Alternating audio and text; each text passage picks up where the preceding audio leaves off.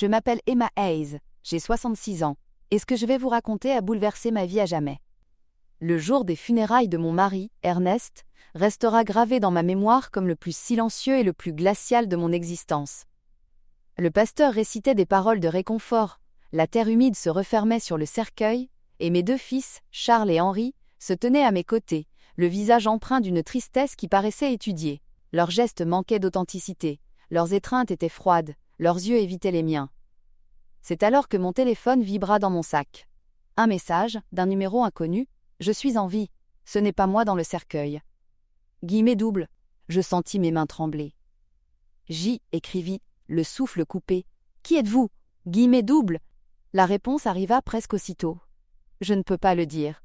Il nous surveille. Ne fais pas confiance à nos fils. » Guillemets doubles. « Mon monde S » écroula. « Si ce N était pas Ernest que nous enterrions, qui reposait là-dessous? Et si ça était bien lui, qui osait jouer ainsi avec mon deuil? » Ernest avait été mon refuge pendant 42 ans. Nous nous étions connus à Spring Creek, une petite ville poussiéreuse, où les rêves semblaient modestes mais sincères. J'avais 24 ans, et je gagnais ma vie en nettoyant des maisons pour subvenir aux besoins de ma mère malade. Lui travaillait dans un petit atelier de réparation de vélos qu'il avait hérité de son père. Nous n'avions rien, mais nous possédions ce que l'argent ne pouvait pas acheter, l'amour véritable. Je me souviens encore du premier jour où il m'a adressé la parole. J'avançais vers le marché dans ma robe verte délavée, et mes chaussures usées. Il est sorti de son atelier les mains tachées de graisse, et m'a dit d'une voix timide. « Bonjour Emma, veux-tu que je regarde ton vélo ?» Guillemets doubles. Je n'en avais même pas, mais j'ai inventé une excuse pour rester. Ce fut le début d'une histoire faite de rencontres sous le vieux chêne de la place, de promesses éternelles, puis d'un mariage simple, baigné d'espérance. Nos premières années furent difficiles. Nous vivions dans une petite maison au toit de tôle, plaçant des casseroles sous les fuites lorsqu'il pleuvait. Ernest travaillait du matin au soir, tandis que je cousais pour les femmes du quartier. Mais nous étions heureux. Quand Charles naquit, ses grands yeux semblables à ceux de son père emplirent ma vie de lumière. 2 ans plus tard, Henri arriva, tout aussi parfait. Nous les avons élevés avec tout l'amour du monde, nourrissant leur avenir de nos sacrifices. Les choses changèrent au fil des années. Charles, l'aîné, était ambitieux. Très jeune, il demandait pourquoi nous vivions si modestement, pourquoi nous n'avions pas de voiture comme les autres. Henri, fidèle ombre de son frère, le suivait dans tout. Quand Ernest lui proposa de travailler à l'atelier, il refusa sèchement. « Je ne veux pas me salir les mains, je serai quelqu'un d'important. » Guillemets doubles, ces mots brisèrent quelque chose en Ernest. Plus tard, les 2 garçons quittèrent la maison, trouvèrent des emplois dans l'immobilier et commencèrent à gagner bien plus que nous n'avions jamais espéré. Au début, Jabot était fier. Mais peu à peu, leur réussite creusa un fossé. Les appels se firent rares, les visites brèves. Lorsqu'ils revenaient, en costumes élégants et voitures luxueuses, leur regard sur notre maison mêlait pitié et gêne. Le jour où Charles nous présenta Jasmine Albright, tout bascula. Elle posa ses talons sur notre vieux perron, vêtue d'une robe rouge éclatante. Son sourire poli, ses doigts à peine effleurant ma main, son regard scrutant chaque détail de notre salon, tout chez elle respirait le mépris. À table, elle toucha à peine au plat que j'avais préparé avec soin. Charles, nerveux, s'excusa de tout, de la nappe, de la lumière, du repas. J'entendis son murmure à Jasmine. « La prochaine fois, nous les emmènerons au restaurant. » Chaque mot fut comme une aiguille dans mon cœur. Dès lors, les pressions commencèrent. « Vendez la maison, maman, il existe des résidences plus confortables pour vous. » Ernest, toujours digne, répondait. « Nous sommes bien ici. » Mais ils insistaient, revenaient avec des papiers, des estimations, des promesses de « héritage anticipé ». Le soir, Ernest me disait sur la véranda. « L'argent a changé nos garçons, Emma. » Je refusais de le croire. Je me répétais qu'ils étaient simplement occupés. Mais au fond de moi, je savais qu'il avait raison. Puis, un mardi matin, le téléphone sonna. « Madame Hayes, ici l'hôpital Mémorial. Votre mari a eu un grave accident. Venez immédiatement. » Guillemets doubles. La route fut un cauchemar brumeux. À mon arrivée, Charles et Henri étaient déjà là, bien trop vite. « Une machine a explosé à l'atelier, maman, » expliqua Charles. « Papa a des brûlures graves et un traumatisme crânien. » Dans la chambre de soins intensifs, je retrouvais Ernest méconnaissable, relié à des tuyaux, recouvert de bandages. J'attrapais sa main intacte et murmurais « Mon amour, je suis là. Ses doigts bougèrent légèrement. Je voulus croire qu'il m'avait entendu. 3 jours passèrent dans une attente insoutenable. Les médecins parlaient d'assurance, de pronostics sombres. Mes fils, eux, discutaient avec froideur de police et de bénéficiaires. Papa n'aurait pas voulu vivre ainsi, osa Charles. C'est un fardeau. Je m'emportai. Il est votre père, pas un fardeau. Mais Henri appuya son frère, évoquant encore les coûts, les factures. Toujours l'argent. À l'aube du 4e jour, les alarmes retentirent. Après 40 minutes d'effort, Ernest fut déclaré mort. Mon monde s'effondra. À peine 1 heure plus tard, Charles et Henri s'occupaient déjà de devis funéraires, de démarches d'assurance. Le service fut organisé à la hâte, réduit au strict minimum. Le lundi suivant, seuls quelques proches étaient présents. Pour un homme qui avait tant donné à sa communauté, ce fut un adieu indécent. Et c'est là, près de la tombe, que mon téléphone vibra de nouveau. Je suis en vie. Ce n'est pas moi dans le cercueil. Guillemets doubles. Je crus défaillir. Je répondis. Qui êtes-vous? Je ne peux pas le dire. Il nous surveille. Ne fais pas confiance à nos fils. Guillemets doubles. Je levai les yeux vers Charles. Son visage paraissait lisse, convenable. Mais à cet instant, chaque geste de mes fils m'apparut comme un masque. La vérité, terrible, s'imposait. Quelque chose d'inimaginable était en train de se jouer autour de moi. De retour à la maison après les funérailles, chaque objet me parlait de lui. Sa tasse de café encore posée sur la table, ses outils alignés sur elle, établis, son oreiller qui gardait son odeur.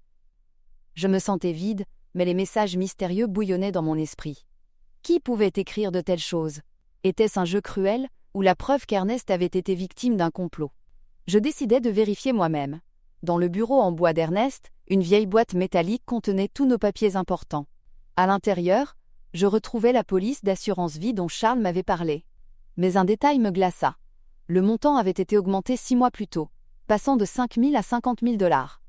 Ernest ne m'avait jamais dit cela. En feuilletant encore, je découvris une assurance complémentaire. Accident du travail, contracté 2 mois seulement avant sa mort. Une coïncidence trop parfaite. Au fond de la boîte, je trouvais un mot écrit de la main d'Ernest. Charles insiste pour plus d'assurance. Il dit que c'est pour te protéger, Emma. Mais je n'ai pas confiance. Henri m'a apporté des papiers à signer pour moderniser l'atelier.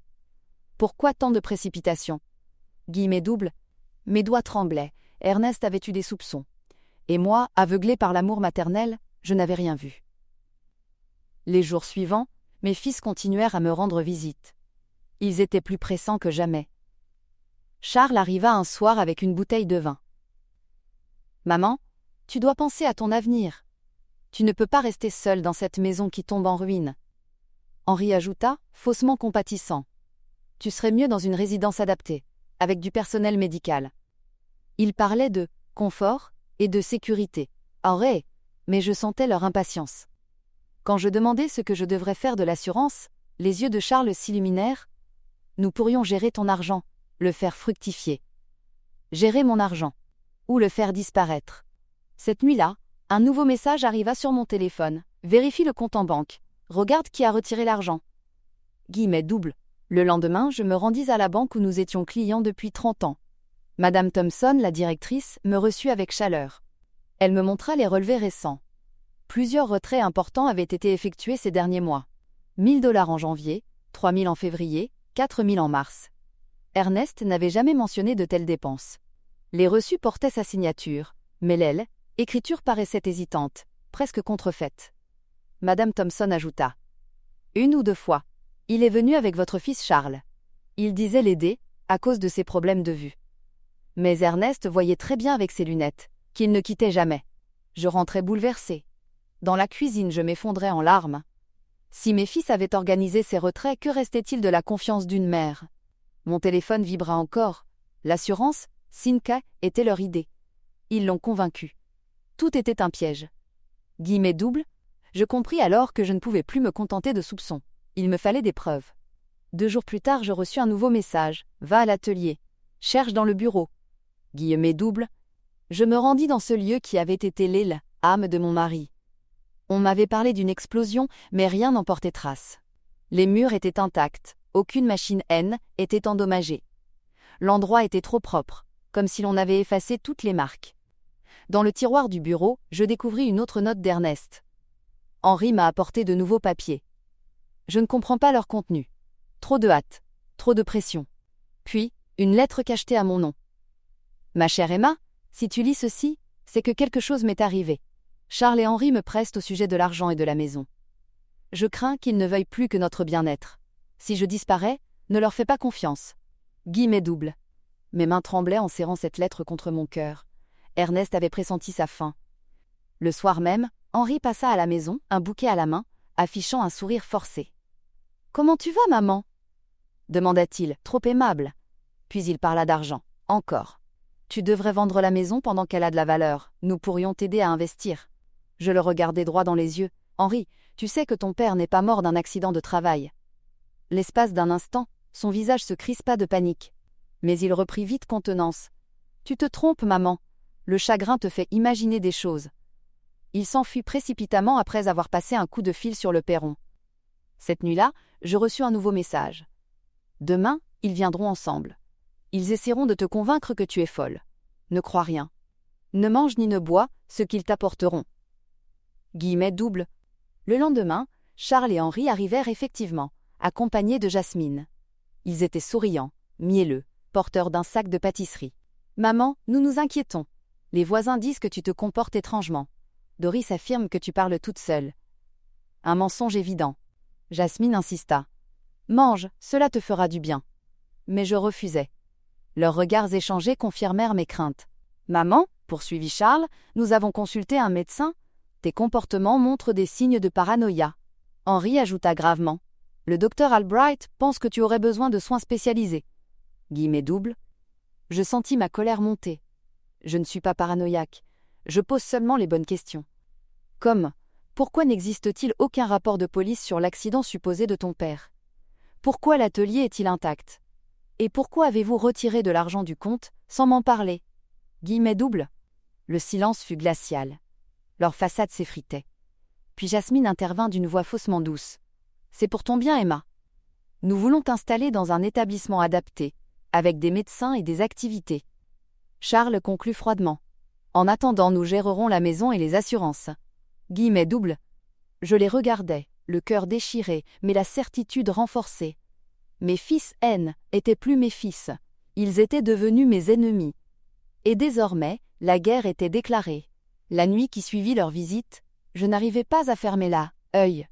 Je restais assise dans la cuisine, la lettre d'Ernest serrée contre ma poitrine, écoutant le tic-tac obstiné de l'horloge.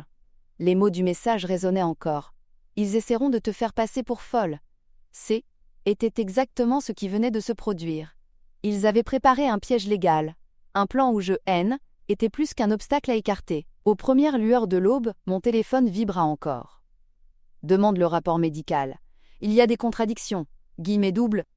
Je me rendis au commissariat de Spring Creek. Le sergent O'Connell, un vieil ami d'Ernest, me reçut avec bienveillance. Quand je lui parlais de l'accident, il fronça les sourcils. « Quel accident, Madame Hayes ? Nous n'avons aucun dossier concernant une explosion à l'atelier. » Ma gorge se serra. « Mais mon mari a été hospitalisé pour ça. » Le sergent consulta ses dossiers et me montra un rapport. Ernest avait été admis avec des symptômes d'empoisonnement au méthanol. Pas d'explosion. Pas de brûlure grave. Seulement les effets d'un poison insidieux. Je crus m'effondrer. Pourquoi ne m'a-t-on rien dit? Le sergent soupira. Les papiers ont été signés par votre famille proche. Ils ont demandé que les détails restent confidentiels, prétextant que vous étiez trop fragile. Charles et Henri. Mes propres fils avaient caché la vérité, inventé une histoire d'accident pour couvrir un crime. En quittant le commissariat, je me sentais à la fois vidée et enragée. Je n'avais plus de doute. Ernest avait été assassiné. Le soir même, Henri revint à la maison avec des fleurs. Ses phrases dégoulinaient de fausse tendresse. « Maman, tu sembles fatiguée. Tu devrais penser à vendre la maison, régler les dettes. » Je l'interrompis brusquement. « Henri, je sais que ton père n'est pas mort d'un accident. » Son regard se troubla, puis il tenta de rire. « Maman, tu dis n'importe quoi. » Mais sa voix tremblait. Après son départ, mon téléphone vibra de nouveau. « Demain, va au café du centre-ville. 15 heures. Je t'attendrai au fond. -S. » Je passai la nuit à réfléchir. Qui pouvait être ce mystérieux protecteur? Fallait-il vraiment lui faire confiance? Et si Tsars était un piège? Mais une certitude s'imposa. Je ne pouvais plus lutter seule. Le lendemain, j'enfilai ma robe violette, celle que je portais pour les occasions graves. Je marchais jusqu'au café, le cœur battant. Chaque passant me paraissait suspect, chaque ombre une menace. Je choisis la table du fond et commandai un thé à la camomille. À 3 heures précises, un homme s'approcha. La cinquantaine, cheveux gris, regard intelligent et voix basse. Il portait une chemise sobre et sous son bras, une chemise cartonnée. « Madame Hayes ?» Guillemets doubles. Je hochai la tête. « Je m'appelle Steven Callahan. Je suis détective privé. Ernest m'avait engagé 3 semaines avant sa mort. » Guillemets doubles. Mon souffle se coupa. « Engagé ? Mais pourquoi ?» Guillemets doubles. Steven sortit un enregistreur et appuya sur lecture. La voix d'Ernest emplit l'espace. « Steven, si quelque chose m'arrive, ce ne sera pas un accident. Charles et Henry me pressent d'augmenter l'assurance. Hier encore, Charles m'a apporté des papiers. Je n'ai pas confiance. » Guillemets doubles. Mes larmes jaillirent. Entendre sa voix, sec, était comme le ramener près de moi. Steven poursuivit. « Votre mari avait deviné le danger. Il craignait que vos fils ne tentent quelque chose. J'ai des preuves audio et des documents qui confirment ses soupçons. » Il me montra des photos de Charles sortant d'un magasin de bricolage, une petite bouteille à la main. La date, 5 jours avant la mort d'Ernest. « Du méthanol », expliqua Steven. Mon sang se glaça. « Mais Arsimin, pourquoi ?» Guillemets doubles.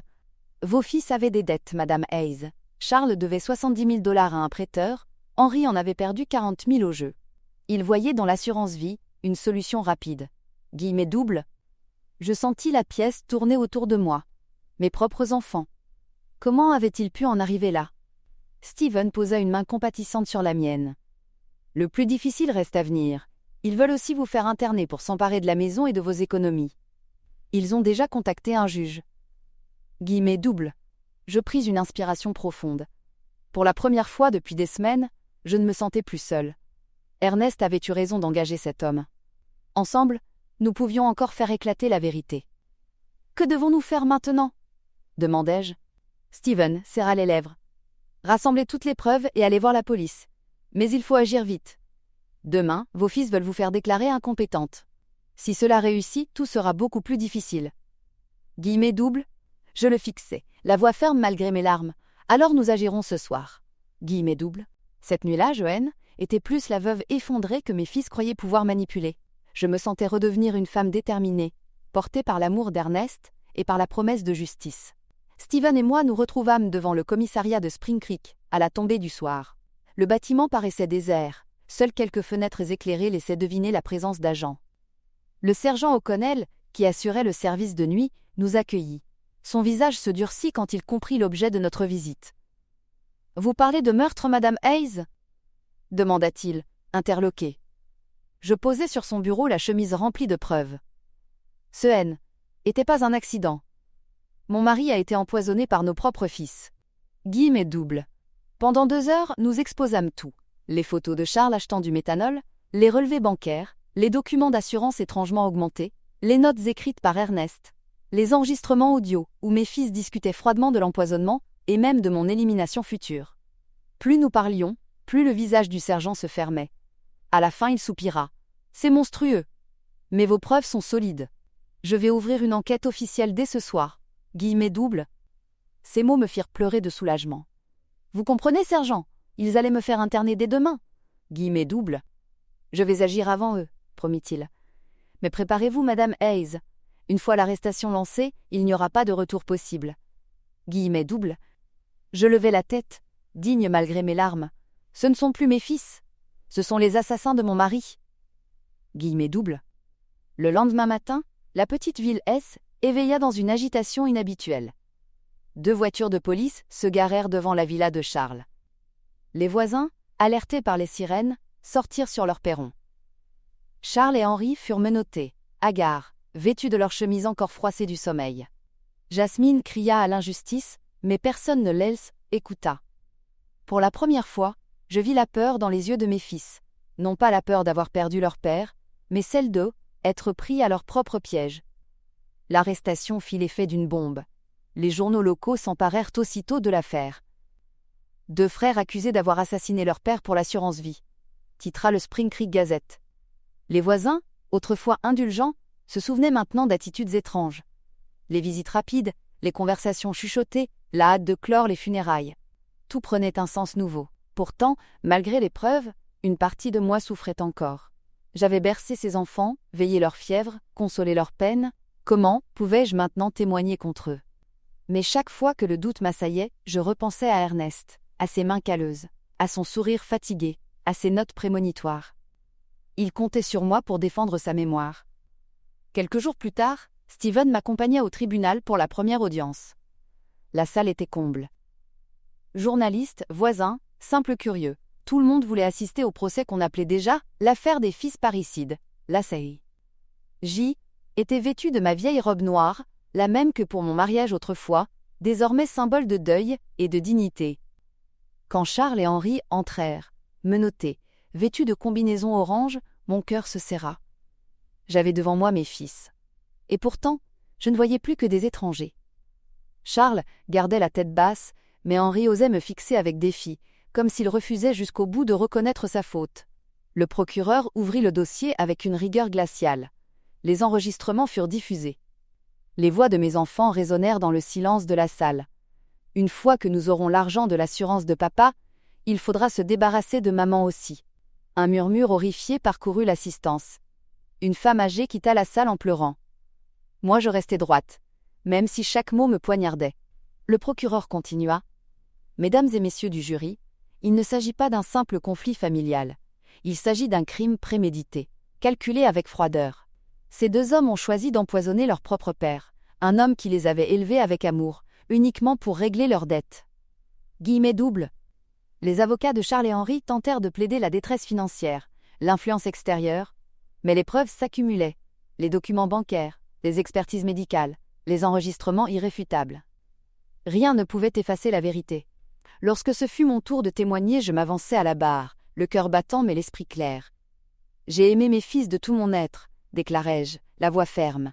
« Mais ils ont trahi l'amour de leur père, ils ont profané la confiance d'une mère. Je ne cherche pas la vengeance, je demande seulement que justice soit rendue pour Ernest. » Guillemets doubles. Charles baissa les yeux, honteux. Henri, lui, détourna le regard, une larme perlant malgré sa colère. Trop tard pour les regrets. Trop tard pour les excuses. À cet instant, je compris que ma vie ne serait plus jamais la même. Mais je savais aussi qu'Ernest, depuis l'endroit où il reposait enfin, pouvait être fier. Son histoire ne se terminerait pas par un mensonge. Elle se terminerait par la vérité. Le procès dura plusieurs semaines. Chaque jour, je franchissais les portes du tribunal avec le même poids dans la poitrine. Voir mes fils assis dans le box des accusés me déchirait l'âme, mais je ne pouvais pas détourner le regard. J. était la veuve d'un homme assassiné et la mère de 2 meurtriers présumés. Entre ces deux vérités, je devais choisir la justice. Les témoins se succédèrent. Madame Thompson, la directrice de banque, expliqua en détail les retraits suspects. Sa voix tremblait lorsqu'elle affirma. Ernest n'aurait jamais pris d'argent sans en parler à Emma. Un expert médical présenta le rapport d'autopsie. Traces de méthanol dans le sang. Absence totale de maladie cardiaque. Ces mots résonnèrent comme des coups de marteau. Ernest était en parfaite santé 3 jours avant sa mort. Puis vint le témoignage le plus accablant. L'enregistrement où mes fils discutaient de ma disparition future. Lorsque la salle entendit la voix de Charles déclarer « Après l'assurance, il faudra se débarrasser de maman, faire croire à un suicide », un silence glacé s'abattit. Le jury, les voisins, les journalistes, tous semblaient pétrifiés par l'horreur. Moi, je fermais les yeux, priant pour que mon cœur ne s'arrête pas à ce moment précis. Les avocats de la défense tentaient désespérément de sauver l'image de mes enfants. Ils invoquaient la pression financière, l'influence toxique de Jasmine, le désespoir. Mais rien n'excusait la cruauté préméditée. Chaque preuve les enfonçait davantage. Steven Callahan, le détective, vint ensuite déposer. Il expliqua calmement comment Ernest l'avait engagé, les précautions qu'il avait prises, les enregistrements qu'il avait collectés. Monsieur S. savait qu'il courait un danger, affirma Steven. Ses fils le pressaient de signer des documents suspects.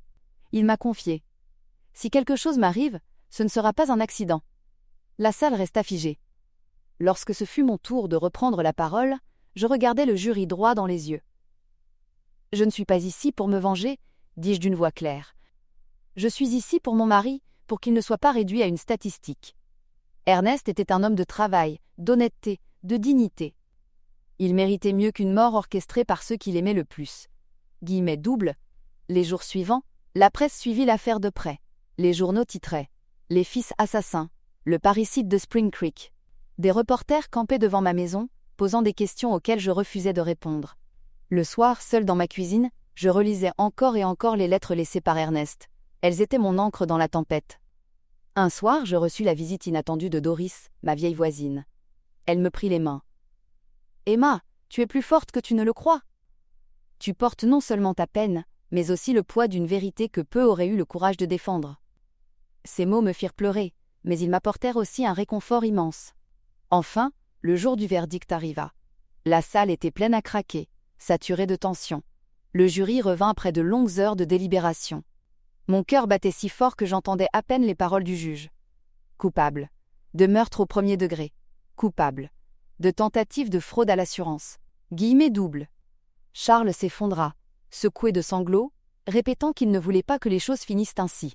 Henri resta raide, les mâchoires crispées, mais ses yeux rougis trahissaient sa détresse.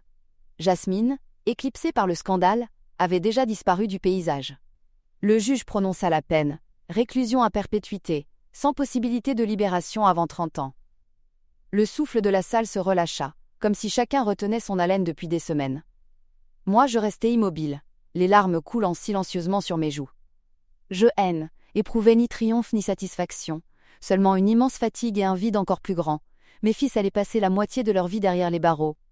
Ernest ne reviendrait jamais, et moi, je devais continuer à vivre avec ce gouffre.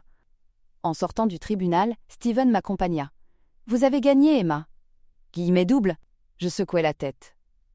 On ne gagne jamais dans une telle histoire. On survit, seulement. Guillemets doubles, après le verdict, la ville entière semblait respirer autrement. Les journaux parlaient encore de l'aile, affaire Hayes. Les voisins chuchotaient à chaque coin de rue, mais pour moi, le silence de la maison était devenu assourdissant. Le tribunal avait reconnu la vérité, mes fils avaient été condamnés, et pourtant, au fond de mon cœur, je ne ressentais qu'un vide amer.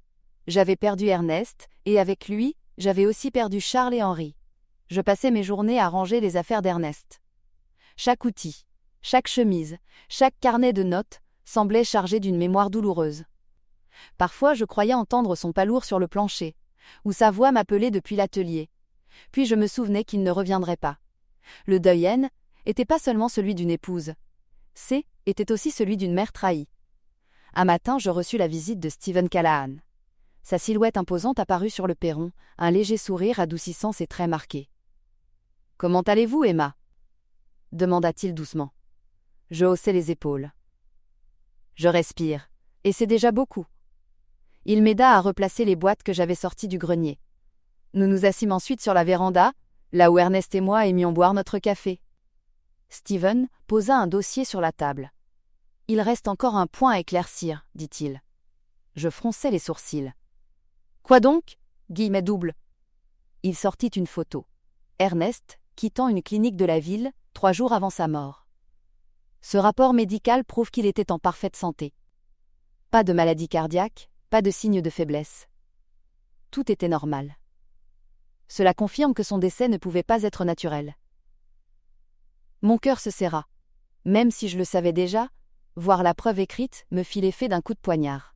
Nous parlâmes longtemps de la procédure judiciaire, des années de prison qui attendaient mes fils, de la possibilité qu'ils fassent appel. Mais les preuves sont trop solides, conclut Steven. Ils resteront derrière les barreaux. Ces paroles me rassurèrent à moitié. Rien ne pouvait effacer la trahison. Les semaines suivantes, je dus affronter une nouvelle réalité, l'isolement. Beaucoup de voisins venaient me voir avec des gâteaux ou des fleurs, mais leur regard contenait toujours une ombre de curiosité. Ils voulaient des détails, ils espéraient des confidences croustillantes. Je me contentais de remercier poliment et de fermer la porte dès qu'ils repartaient. Ce dont j'avais besoin, n'était pas de commérage, mais de paix. Un après-midi, je reçus une lettre venue de la prison. Elle, écriture hésitante, était celle de Charles. Je restai longtemps à contempler l'enveloppe sans l'ouvrir. Finalement, je cédai. « Maman, je sais que tu ne me pardonneras jamais, mais je veux que tu saches que tout est allé trop loin. L'argent, les dettes, la peur. » J'ai cru que était la seule issue. Je me déteste pour ce que nous avons fait. Les mots s'arrêtaient là, inachevés. Je repliai la lettre avec des larmes brûlantes. Henri, lui, ne me écrivit jamais. Son silence était une prison encore plus dure. La nuit, je me surprenais à prier pour eux malgré tout. Je demandais à Dieu de leur faire comprendre l'ampleur de leurs crimes. de leur donner une chance de repentance. Ernest, lui, méritait que je garde vivante la mémoire de son intégrité. Avec l'aide de Steven, je décidai d'organiser une cérémonie en son honneur, une vraie, cette fois-ci. Nous invitâmes les anciens clients de l'atelier, les voisins, les amis de longue date. Le jour venu, la petite église fut pleine. Les gens racontèrent des souvenirs. Ernest réparant gratuitement le vélo d'un enfant, aidant un voisin à transporter du bois, riant lors d'une pêche dominicale. J. écoutait ces histoires avec le cœur gonflé de fierté et de douleur. Ernest revivait à travers chaque témoignage. À la fin de la cérémonie, Steven prit la parole. Ernest Hayes était un homme droit. Sa mémoire ne doit pas être entachée par la cupidité de ceux qui ont tenté de l'effacer.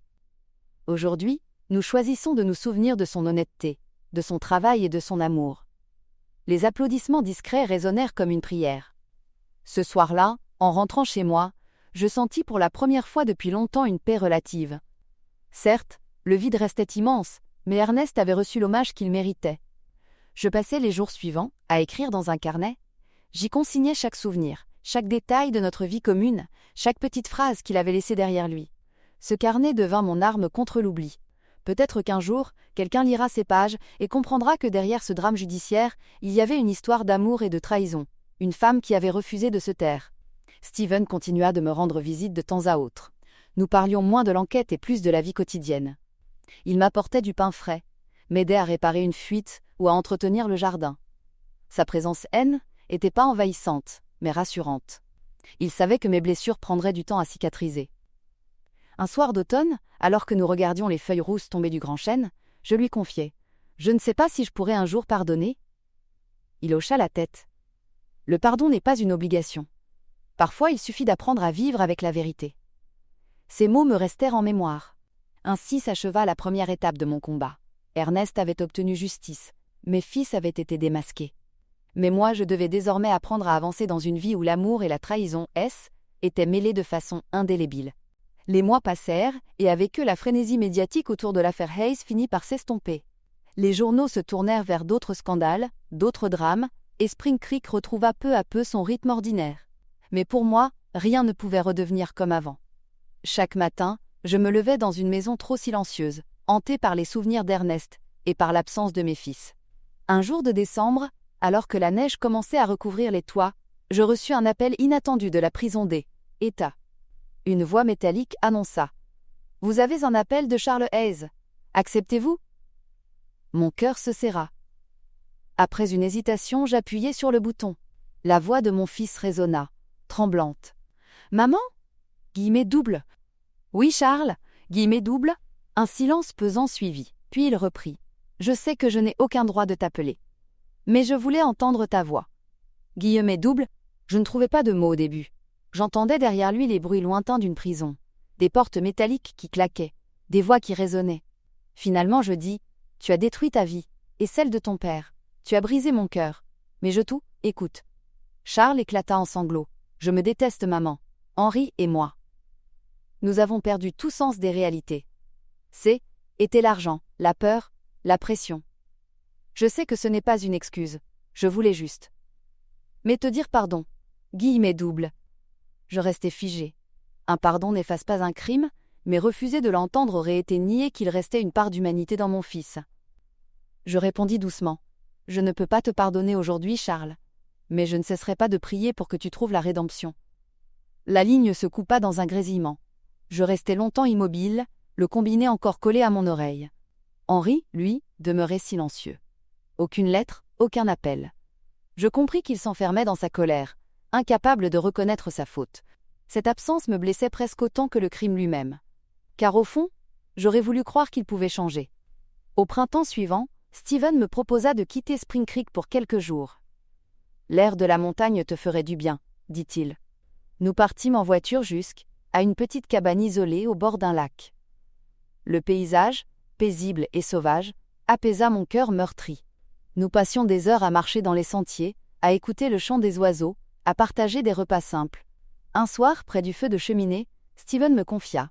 « Tu es la femme la plus courageuse que j'ai rencontrée. Tu as affronté ce que beaucoup n'auraient pas supporté. » Guillemets double. Ces paroles me troublèrent. Depuis la mort d'Ernest, je n'avais pensé que à survivre, pas à être forte. Pourtant, Je comprenais ce qu'il voulait dire. J'avais résisté à la manipulation, j'avais porté seul le poids de la vérité, j'avais témoigné contre mes propres fils. Peut-être que, malgré la douleur, J était effectivement plus solide que je ne le croyais. À mon retour en ville, je décidai d'occuper mes journées autrement. J'ouvris une petite association locale pour aider les familles touchées par des drames similaires. Violences domestiques, trahison, héritage empoisonné. Je rencontrais des femmes brisées, des hommes perdus, des enfants en colère. À chacun je racontais une partie de mon histoire, non pour susciter la pitié, mais pour montrer qu'il était possible de se relever. Peu à peu, cette mission devint mon souffle. Cependant, les nuits restaient difficiles.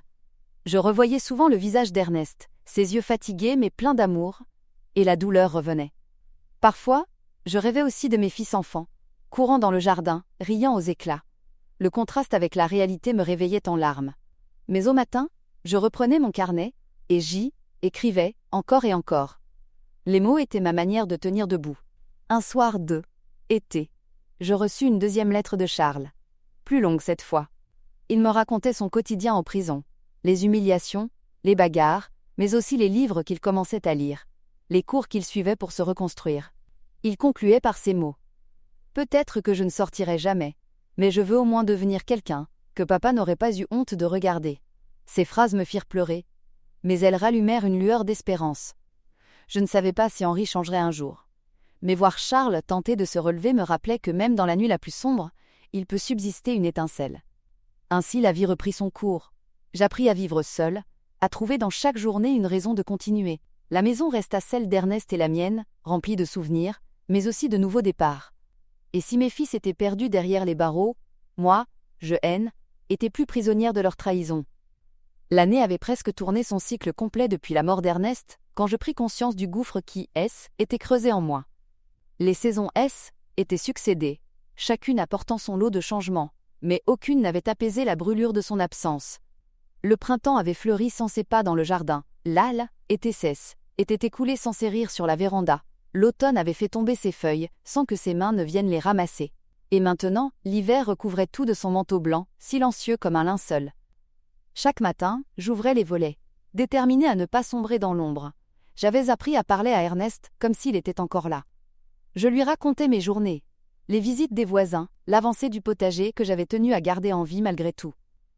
Ces conversations imaginaires me donnaient l'illusion qu'il ne m'avait jamais quitté. Parfois, le vent qui traversait les branches du chêne ressemblait à sa voix, et la lumière du soir dessinait sur les murs la silhouette de son dos courbé. Était à la fois un réconfort et une torture. La maison était pleine de ses traces. Dans l'atelier, ses outils restaient alignés, comme s'il allait revenir les saisir. Sa veste pendait toujours derrière la porte. Le moindre objet devenait une relique, et je ne pouvais me résoudre à rien déplacer. Ce musée intime m'empêchait de tourner la page, mais il m'aidait aussi à survivre. Puis vint le jour où je décidai d'affronter une peur que je fuyais depuis des mois, revoir mes fils en prison.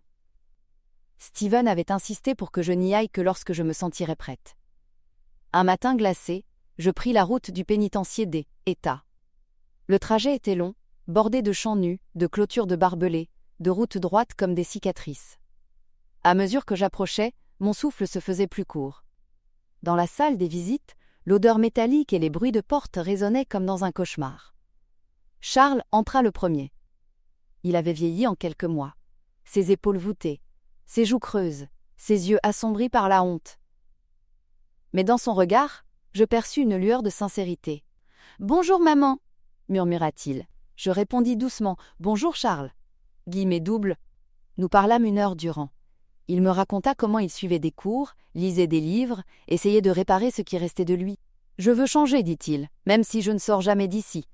Peut-être qu'un jour, papa me pardonnera, de là-haut. » Ces paroles étaient fragiles, mais réelles. Pour la première fois, je crus que le chemin de la rédemption existait, même derrière des barreaux. Quand Henri entra, le contraste fut brutal. Il avait gardé son arrogance, ses yeux brûlaient de colère. « Alors, tu es venu voir ce que tu as fait ? Tu nous as livrés comme une étrangère. » Mon cœur se brisa une nouvelle fois. « Henri, je ne vous ai pas livré, j'ai seulement choisi la vérité. » Il ricana froidement. « La vérité ? Non, tu as choisi ton mari contre tes fils. » Ces mots me transpercèrent comme des lames. Rien en lui ne laissait entrevoir le moindre regret. Je sortis du pénitencier plus lourde encore qu'en y entrant. Charles m'avait tendu une main tremblante vers l'espérance, Henri m'avait claqué une porte au visage. Sur la route du retour, je compris qu'il n'y aurait jamais de guérison complète. Une partie de ma famille restait irrémédiablement brisée. Pour ne pas me laisser consumer par cette douleur, je me plongeais davantage dans mon association d'aide aux familles. J'y rencontrais des femmes détruites par la trahison, des hommes abandonnés par leurs enfants, des jeunes perdus entre colère et désespoir. À chacun je racontais une parcelle de mon histoire. Non pour inspirer la pitié, mais pour montrer qu'on pouvait survivre. Et chaque fois que je voyais une étincelle d'espérance renaître dans leurs yeux, je sentais que mon combat avait un sens. Steven restait présent à mes côtés. Son soutien discret, sa patience, sa bienveillance étaient devenus essentiels. Nous partagions des repas simples, des promenades au bord du lac, des soirées silencieuses devant un feu de cheminée. Il ne cherchait pas à combler l'absence d'Ernest, mais à me rappeler que la vie pouvait encore contenir de la douceur. Un soir, il me dit « Emma, tu n'es pas seulement une survivante, tu es une combattante. » Je ne sus quoi répondre, mais ces mots se gravèrent en moi. J'y écrivais toujours. Mon carnet grossissait de pages où se mêlaient souvenirs, lettres à Ernest, réflexions douloureuses et prières. Écrire, this, était ma façon de tisser un fil entre ce que j'avais perdu et ce que je voulais préserver. Je savais déjà qu'un jour, ce carnet devrait être lu, non pour raconter un scandale, mais pour transmettre une vérité. Qu'il faut parfois choisir la justice contre son propre sang. Un dimanche, Doris m'invita à Algan, église. J'y retournais pour la première fois depuis les funérailles. Les vitraux baignaient les bancs d'une lumière colorée. Les chants montaient vers la voûte comme une respiration immense. J'eus l'impression qu'Ernest était là, assis à côté de moi, sa main serrant la mienne. Je pleurais sans honte. En sortant, je pris une décision, je ne serais plus seulement la victime d'un drame. J'allais redevenir Emma, une femme debout, une femme qui avait survécu à l'impensable. Ainsi, ce chapitre de ma vie s'achevait, non par la fin de la douleur, mais par le choix de la dignité. Je savais que d'autres épreuves viendraient, que le pardon resterait un horizon lointain. Mais Jovan était plus prisonnière. Ernest, quelque part, pouvait enfin reposer en paix. Et moi je commençais lentement à apprendre à vivre à nouveau. L'hiver s'installait avec une lenteur implacable. Le givre recouvrait les vitres de la maison, et chaque matin je devais gratter la glace qui s'accrochait comme une cicatrice. Cela faisait presque un an qu'Ernest était parti, et pourtant j'avais l'impression que le temps était figé. Les journaux avaient cessé de parler de l'affaire, les voisins osaient à nouveau croiser mon regard, mais à l'intérieur de moi, rien était terminé. Mon mari reposait sous terre, mes fils derrière les barreaux, et moi, j'y étais resté seul, suspendu entre deux mondes. Celui d'avant, que je n'aurais jamais plus, et celui d'après que je devais apprendre à construire. Un matin de janvier, alors que la neige s'accumulait sur le toit, je reçus une lettre inattendue. Elle, écriture N, était ni celle de Charles ni celle d'Henri, mais celle d'un jeune homme que je connaissais bien, Peter, ancien apprenti de l'atelier. Ces mots étaient simples, mais bouleversants. Madame Hayes, je n'oublierai jamais ce que votre mari a fait pour moi. Sans lui, je serais restée à errer dans les rues. Il m'a offert un travail, une dignité. Je voudrais rouvrir l'atelier un jour, en son honneur. Je lus, et relus ces lignes, les larmes brouillant ma vue. Ernest continuait de vivre à travers ceux qui l'avaient aidé. Je décidai de rencontrer Peter. Nous parlâmes longuement autour d'une tasse de thé. Ses yeux brillaient d'une détermination sincère. « Je veux que l'atelier devienne un lieu pour les jeunes, » dit-il. Pas seulement pour apprendre la mécanique, mais pour découvrir qu'ils sont capables de construire quelque chose de leurs propres mains. Ces paroles réveillèrent en moi une fierté que je croyais perdue. Je lui remis les clés de l'atelier, en lui confiant. Fais-en un sanctuaire. Chaque bruit de marteau doit être une prière pour Ernest. Guillemet double. Pendant ce temps, ma vie reprenait doucement un rythme. Je poursuivais mes activités à l'association. Nous organisions des cercles de parole, et chaque fois que quelqu'un partageait son histoire, je me reconnaissais un peu. Il y avait cette femme trahie par sa sœur, cet homme dépouillé par ses propres enfants, cet adolescent abandonné par son père. En écoutant, je comprenais que la douleur n'était pas unique. Nous formions une communauté de survivants. Steven restait à mes côtés. Sa présence discrète me donnait la force de continuer. Un soir, alors que nous marchions sous la neige, il dit « Emma, tu n'es pas seulement une survivante, tu es un phare pour les autres. » Je souris tristement. Je ne sais pas si je suis un phare ou juste une flamme qui refuse de éteindre. Il serra doucement ma main. Une flamme suffit parfois à éclairer l'obscurité. Guillemet double, mais les nuits restaient longues et cruelles. je rêvais souvent de mes fils enfants. Je les voyais courir dans le jardin, éclatant de rire, avant que l'image ne se transforme en cauchemar. Leur visage d'adulte dans le box des accusés, leur voix froide parlant de l'assurance, de mon élimination. Je me réveillais en larmes, le cœur battant. Pourtant, chaque matin, je choisissais de me lever, d'affronter une nouvelle journée. En mars, je reçus une seconde lettre de Charles. Elle était plus longue, plus posée. Il y décrivait son quotidien en prison. Les humiliations, les bagarres, mais aussi les cours de mécanique, les livres qu'il dévorait, les discussions avec d'autres détenus.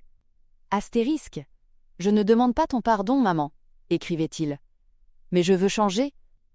Je veux qu'un jour, si tu parles de moi, tu puisses dire que je n'ai pas été seulement ces meurtriers, mais aussi un homme qui a cherché la rédemption.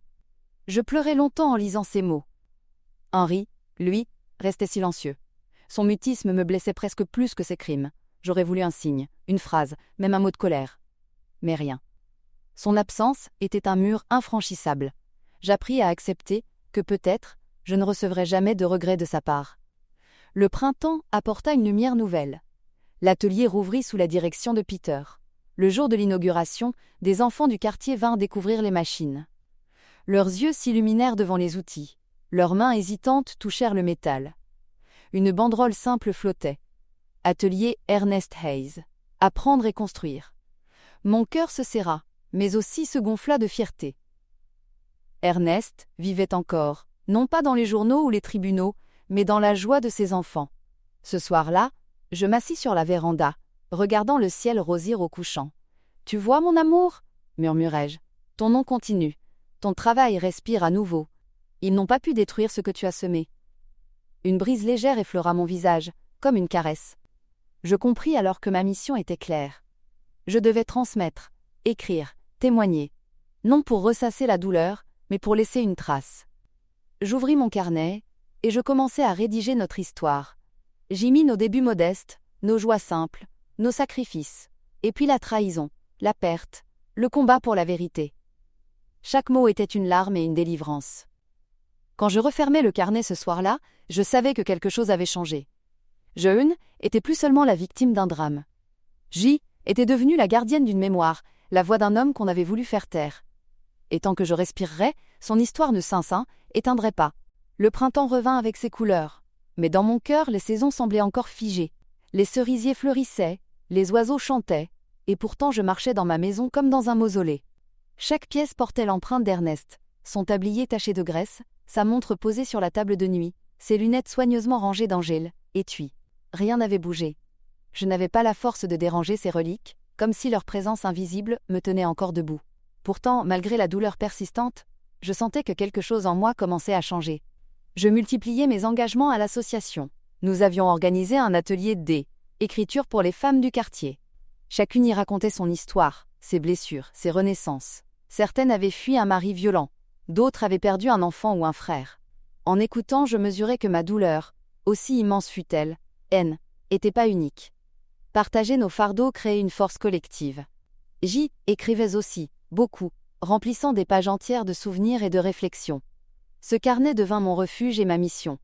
Peter, de son côté, faisait vivre l'atelier d'Ernest avec une énergie admirable. Je venais parfois le voir travailler. Les enfants riaient en essayant de démonter une roue, des adolescents se disputaient pour manier la clé anglaise, et Peter les guidait avec patience. Ce lieu, qui avait failli disparaître, vibrait à nouveau. « Vous voyez, Madame Hayes, me dit un jour Peter. Ernest m'a appris que réparer un vélo, c'est plus qu'un geste mécanique. C'est donner à quelqu'un les moyens d'avancer. » Je rentrais ce soir-là en larmes, mais des larmes mêlées de fierté et de nostalgie. Malgré ces instants lumineux, la prison restait un poids dans ma vie. Charles Mess écrivait régulièrement. Ses lettres étaient maladroites mais sincères. Il me parlait de ses études, de ses lectures, des sermons d'un pasteur qu'il écoutait le dimanche. Il écrivait « Je sais que je ne mérite pas ton pardon, mais je veux que tu saches que chaque jour je me bats pour redevenir un homme digne de porter le nom de Hayes. » Ces mots m'apportaient une lueur d'espoir, mais aussi une douleur renouvelée. Car je voyais dans ses efforts la preuve qu'il aurait pu être un autre homme s'il n'avait pas choisi la voie de la cupidité. Henri, en revanche, restait figé dans le silence. Aucune lettre, aucun appel. Ce mutisme me hantait. J'aurais préféré des insultes, des reproches, n'importe quoi, qui prouvât qu'il existait encore un lien entre nous. mais il avait choisi de s'enfermer dans sa colère. Je priais chaque soir pour que le mur qu'il avait dressé finisse par s'effriter, mais rien ne venait. Un dimanche d'avril, Doris insista pour m'accompagner à Dunyan, église. J'y retournai, hésitante. En entrant, l'odeur de cire et le chant des fidèles me ramenèrent au jour des funérailles. Je crus vaciller, mais je tins bon. Pendant le sermon, le pasteur parla de rédemption, de la possibilité de renaître même après les pires fautes. Ces paroles pénétrèrent en moi comme une douce brûlure. Je ne savais pas encore si je pourrais pardonner un jour à mes fils, mais je compris que je pouvais au moins espérer leur transformation. À la sortie, une femme âgée m'arrêta.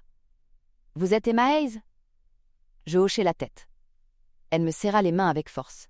« Votre courage nous inspire toutes. Vous avez choisi la vérité au prix le plus douloureux. Merci. » Ces mots résonnèrent longtemps en moi.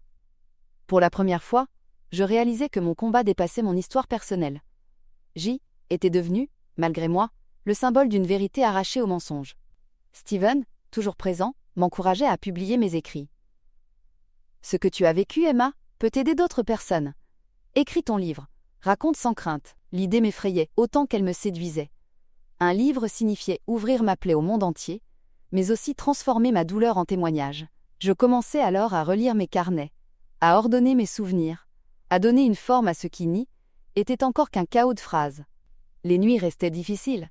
Parfois je rêvais d'Ernest assis sur la véranda, un sourire apaisé, me disant que j'avais fait ce qu'il fallait. D'autres fois je revivais le procès. Les voix de Charles et Henri me condamnant autant que je les avais condamnés. Ces cauchemars me laissaient épuisée, mais je me relevais toujours. Chaque matin était une victoire silencieuse. Un soir de mai, alors que nous dînions ensemble, Steven me dit « Emma, tu as traversé l'enfer, et tu continues de marcher. Tu ne le vois peut-être pas, mais tu es en train de renaître. » Je baissai les yeux, troublée. Je ne sais pas si c'est une renaissance, j'essaie seulement de ne pas sombrer. Il sourit doucement. Parfois renaître, c'est simplement refuser de tomber. Guillemets doubles. Je savais alors que le chemin serait encore long. J'avais perdu Ernest, j'avais perdu mes fils, et pourtant je continuais d'avancer. L'amour, la trahison, la justice, tout cela m'avait brisé, mais aussi transformé. Jevenne était plus la femme silencieuse qui se tenait derrière son mari dans l'ombre de l'atelier. J était Emma, une femme debout, témoin d'une histoire que nul ne pourrait effacer. Et tandis que je refermais mon carnet ce soir-là, je pris une résolution, raconter jusqu'au bout, ne rien cacher, ne rien embellir. Car la vérité, même douloureuse, est la seule qui mérite d'être transmise. Elle était approchait, et les journées s'allongeaient sous un ciel d'un bleu éclatant. Les fleurs parsemaient les jardins de couleurs vives, mais dans mon esprit, la lumière avait encore du mal à percer. Je me sentais comme une maison debout après un incendie. Les murs tenaient, mais à l'intérieur, tout avait brûlé. Pourtant, quelque chose commençait à changer. Peu à peu, je relevais la tête dans les rues de Spring Creek. Les regards fuyants des voisins laissaient place à des sourires hésitants. Certains venaient même me parler, me tendant une tarte, un bouquet ou un simple mot de soutien. Ce retour timide vers la normalité me bouleversait, car je savais qu'ils avaient jadis douté de moi, craignant que j'aie inventé ou exagéré mon histoire. Un matin de juin, je reçus une nouvelle lettre de Charles. Je l'ouvris avec appréhension, craignant de trouver encore des excuses maladroites. Mais ces mots me surprirent. « Maman, j'ai commencé à donner des cours de mécanique aux autres détenus. Certains sont jeunes, perdus comme je l'étais. Je leur répète que l'avidité détruit tout. Peut-être que si je transmets cette leçon, je pourrai racheter une part de mes fautes. » En lisant, j'eus l'impression d'entendre la voix d'un homme qui cherchait enfin à grandir. Son écriture trahissait encore la culpabilité, mais aussi une sincérité nouvelle. Ces lignes furent comme une petite braise déposée dans mes mains froides, douloureuse, mais capable de ranimer une flamme. Henri, en revanche, demeurait silencieux. Pas une lettre, pas un mot. Ce silence me pesait comme un rocher. Parfois je croyais entendre sa voix quand je traversais la maison, mais ce N était qu'un écho de souvenirs. Je m'assieds, était résolu à l'accepter. Peut-être ne me pardonnerait-il jamais de les avoir dénoncés. Peut-être resterait-il enfermé dans sa propre colère. Pourtant, chaque soir je priais pour lui, parce qu'il restait mon fils, malgré tout. Le silence d'Henri devint une seconde prison, et J était moi aussi, condamné à la traverser. L'association prit de plus en plus de place dans ma vie. Nous organisions des cercles de parole pour les familles brisées par la trahison. Une mère raconta comment sa fille l'avait dépouillée de ses économies. Un homme âgé confia que son propre frère l'avait trompé pour s'emparer de la maison familiale. une jeune femme décrivit la violence sourde d'un compagnon manipulateur. En écoutant, je reconnaissais mes blessures dans leur voix. Quand je pris la parole à mon tour, je ne cherchais pas la pitié. Je voulais montrer qu'on pouvait survivre, même après l'inimaginable. Mon histoire servait de miroir, et chaque fois que je voyais une lueur renaître dans les yeux de quelqu'un, je sentais que ma douleur avait trouvé un sens. Pendant ce temps, Peter transformait l'atelier en un lieu vibrant. Les rires des enfants résonnaient jusque dans la rue. Certains venaient timidement pour apprendre à gonfler une roue, d'autres, pour comprendre les rouages d'un moteur. Peter avait accroché une grande photo d'Ernest sur le mur. Chaque nouvel élève devait connaître son nom. Cet homme a changé ma vie, expliquait-il, et grâce à lui, j'espère changer la vôtre. Je restai un long moment devant ce portrait, ému de voir que mon mari continuait d'exister à travers la gratitude de ces jeunes. Un soir, alors que je m'apprêtais à rentrer, Peter m'arrêta. « Madame Hayes, je voulais vous dire que votre mari vit encore ici. » Chaque sourire d'enfant, chaque outil qu'ils apprennent à manier, c'est lui. Ces mots me frappèrent en plein cœur. Je marchai longtemps dans les rues, incapable de retenir mes larmes. La mémoire d'Ernest N. n'était pas figée dans une pierre tombale.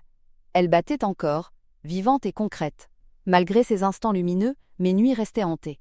Je rêvais du tribunal, des visages froids de mes fils, de leurs voix répétant les mensonges qui avaient failli même écraser. Je revivais la douleur des aveux, la morsure de la vérité dévoilée. Mais parfois, au milieu de ces cauchemars, une image douce apparaissait. Ernest assis sur la véranda, me regardant avec tendresse, comme pour me dire que j'avais choisi la route juste. Ces songes étaient des baumes, et je m'y accrochais pour affronter le lendemain. À la demande de Doris, je retournai à tel écrit, église. Le sermon ce jour-là parlait du pardon. J. Bakir écoutait en silence, partagé entre le rejet et l'espérance. Pardonner mes fils ? Comment pardonner d'avoir voulu la mort de leur propre mère ? Mais les paroles du pasteur restaient en moi. Le pardon n'est pas un acte immédiat, c'est un chemin. J'ignorais si je l'emprunterais un jour jusqu'au bout, mais comprendre que la route existait déjà, apaisait un peu ma colère. Steven m'encourageait toujours à écrire. Ce que tu as vécu, Emma, n'est pas seulement ton histoire. C'est un témoignage qui peut sauver d'autres vies. Alors je pris mes carnets avec plus de rigueur. J'y consignai mes souvenirs, mes pensées les plus sombres, mes moments de courage. Chaque mot était une victoire contre l'oubli. Plus j'y écrivais, plus je sentais que ma voix retrouvait sa force. En juillet, nous organisâmes une grande rencontre à l'association. Les familles prirent la parole, les enfants de l'atelier présentèrent leurs travaux, et on évoqua la mémoire d'Ernest. Quand ce fut mon tour de parler, mes mains tremblaient. « J'ai perdu un mari et 2 fils, dis-je d'une voix claire, mais je n'ai pas perdu ma dignité. La vérité m'a coûté cher, mais elle m'a libérée. Et si je suis encore debout aujourd'hui, c'est pour rappeler à chacun ici que le mensonge détruit, mais que la vérité, même douloureuse, éclaire. » La salle éclata en applaudissements. Je vis des larmes couler, et pour la première fois depuis longtemps je sentis que ma voix portait au-delà de moi. Le soir, de retour à la maison, je m'assis sur la véranda, le carnet sur mes genoux. J. écrivit une phrase qui me vint comme une évidence. Je ne suis plus seulement une victime. Je suis Emma, une femme qui a choisi de se tenir debout malgré tout. En fermant le carnet, je levai les yeux vers le ciel été, parsemé d'étoiles. Et je compris que ma vie, bien que marquée par le deuil et la trahison, continuait, tissée de lumière et de courage.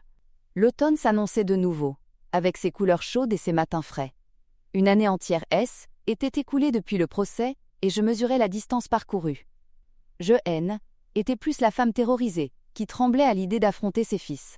Je était plus non plus l'ombre, écrasée par la douleur. J était devenue une femme debout, marquée à jamais, certes, mais déterminée à écrire la suite de son histoire. Chaque jour je poursuivais l'amour, écriture de mon manuscrit. Les pages s'empilaient, retraçant notre vie, mes débuts modestes avec Ernest, les joies simples de notre mariage, les naissances de Charles et Henri, puis l'ombre grandissante de leur cupidité, la trahison, le procès, et enfin, la lente reconstruction. Relire ces lignes me déchirait, mais je savais qu'elles deviendraient un témoignage. Ce livre ne serait pas une revanche, mais une offrande, la vérité nue, donnée à ceux qui voudraient entendre.